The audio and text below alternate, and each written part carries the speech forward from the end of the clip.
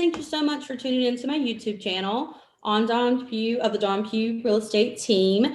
And I wanted to introduce you to my new friend, Ruth Strunk, who is an amazing, amazing mother, an amazing woman, an amazing advocate for people who are living on the autism spectrum disorder.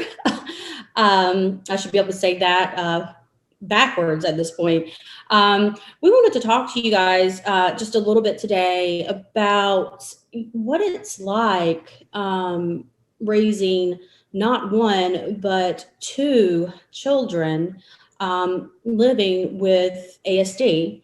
I have twins, Finn and Rory, that are going to be turning 6 in March. And Ruth has been doing this a lot longer than I have. She has two of her own. One is 21 and the other is 29, I believe.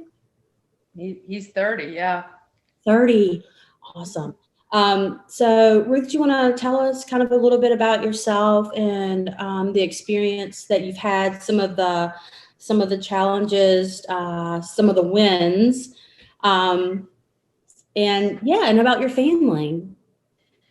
Well, challenges we've had, wins we've had too. There's something special about having not just one, but two kiddos with autism in the house. You know, people ask how you do it. And when you don't know how to do anything different, it's normal, right?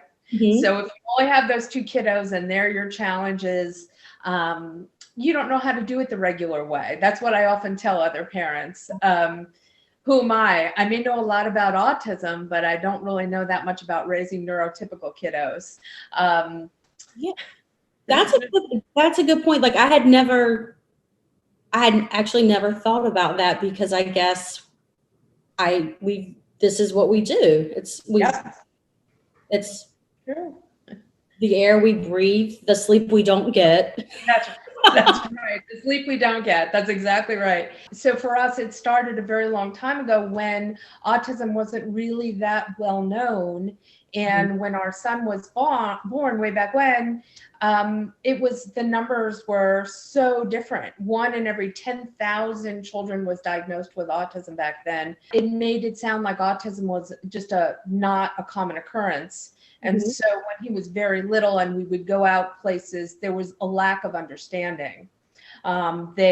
People would stare. I had people pull their children away from my son as he would stim, almost like he was contagious. People thought he was a very poorly behaved toddler when he was young. Today, autism is more well known than it was 30 years ago. Children are still, and their parents are still being judged and looked at in ill manners, because society thinks that child is misbehaved, or that the parent is not parenting appropriately. You and I are both very familiar with ABA. You are actually you've been trained in applied behavioral analysis. That's ABA is the acronym for applied behavioral analysis, which that's basically the method that is used to teach these children how to operate in society and to present themselves as neurotypical as possible. And I say neurotypical because normal doesn't exist. None of us are normal. I know. Normal is a setting on a washing machine. That's the way I look at it. There's no normal around this house, and we don't do normal here, Dawn. And I don't believe in normal. Just different than what people are used to, right? Yeah. We've never considered ourselves different than others, but at the same time, there's no sense of normalcy in terms of the way we have to care for our kiddos. You shouldn't have to still bathe a 30-year-old man or wipe a bottom or do things like that. There's nothing natural about that. But for us, it's what we do, and it's just an accepted fact.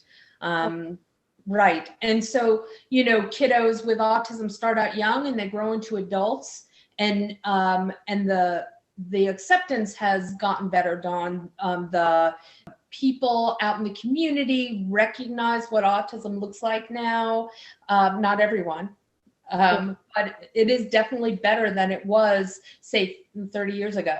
Yeah, and a big piece of that, I feel like, is because there are parents like yourself and me that we will take the ugly looks and we will take the judgment, because it is so important for the development of these children and young adults, and then adults, and then older adults, to be out in society. They have to have those experiences. And parents, if there are any parents that have a family member or child specifically living with autism spectrum disorder, it's important that you take your kids out, take them to the grocery stores, because the more that the neurotypical population has exposure to our kiddos, the easier their lives are going to be in 5 years, 10 years, 15 years, 30 years.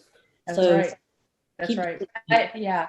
I almost can't believe it. Andy is 30. It's, time just kind of, it's in slow motion when you're living it every day and going through the challenges of it every day. But then you turn around and your kid is 30 years old suddenly. Of course, I haven't gotten any older.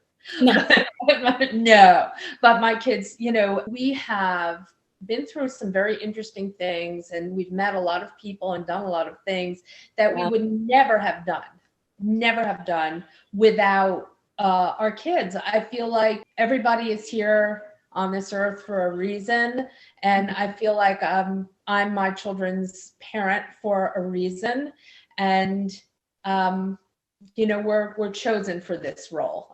Yeah, and that's another thing about autism that some people may not know. Not only do parents of children with autism not get sleep, they also deal with difficulties with speech. A lot of kids, and Ruth, you may know the percentage, they have non-functional language, or they are nonverbal. Finn, at this point in life, is nonverbal.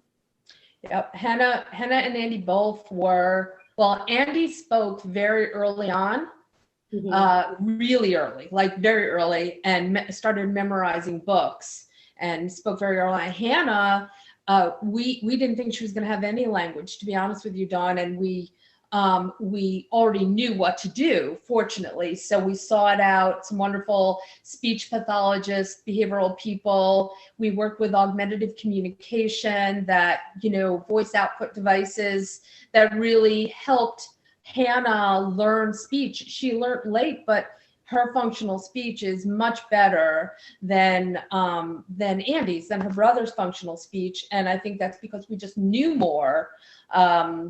When you can do something about it. So learning what needs to happen for your kiddos and learning how to get the services that you need, those things are all vital. Yeah, and it's hard to navigate. It is. It really, really is. Nobody's handing it to you, unfortunately. You really have to learn. Do you want to talk a bit about the project that you've been working on with Uncommon Ground, and what the purpose is, and where you guys hope to be in the next few years, and why is also, I think, pretty important. There is a Facebook page called Uncommon Ground right now, and people can go on Facebook and join Uncommon Ground. And that's a landing place for parents, any parent who's living, or individual on the spectrum, of course, who's living with a challenge, autism spectrum challenge especially. I started the Facebook page because it was taking a very long time to pull together what we would like to see happen eventually, which is a living and working community for individuals on the spectrum who need support, and some who would like to live as independently as possible. I have a partner that I've been working with, and she has an adult son who lives with challenges. we are actually hoping to partner maybe with Dawn and some exciting new things that Dawn's been talking about. My fingers are crossed as well. Looking to build a community where meaningful, long-term, sustainable living can happen. Meaning that after we are no longer here, that community can continue to sustain our children and they can live in a safe, comfortable environment that is meaningful.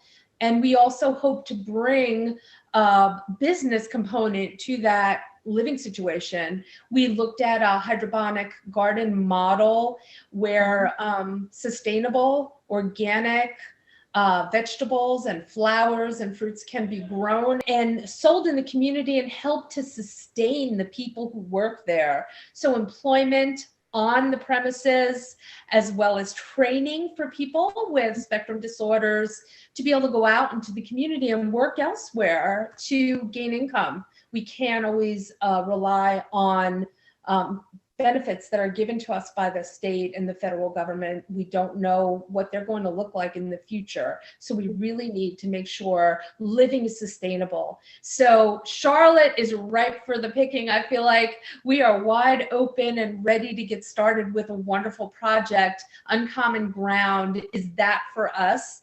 I am excited to hopefully partner with you and some other people in the community to make that happen. We have a lot of people doing a lot of really hard work to make sure that their children now are young adults, but that once we're gone, as you said, their quality of life remains, and they're also contributing their skills. Once we're not here, what will happen to our kids? And they'll always be kids. To us. So yeah, definitely looking forward to a partnership. Me too. And seeing what magic we can create for the autism spectrum community here in Charlotte and surrounding areas. Yes, I think it's going to be amazing. And the energy that you bring, Dawn, to the community excites me and sort of ignites that fire in me to want to move forward and make things happen. We're going to have some very exciting news coming. It's long term, but it's going to be exciting. So everyone keep watching. This is something to tune into.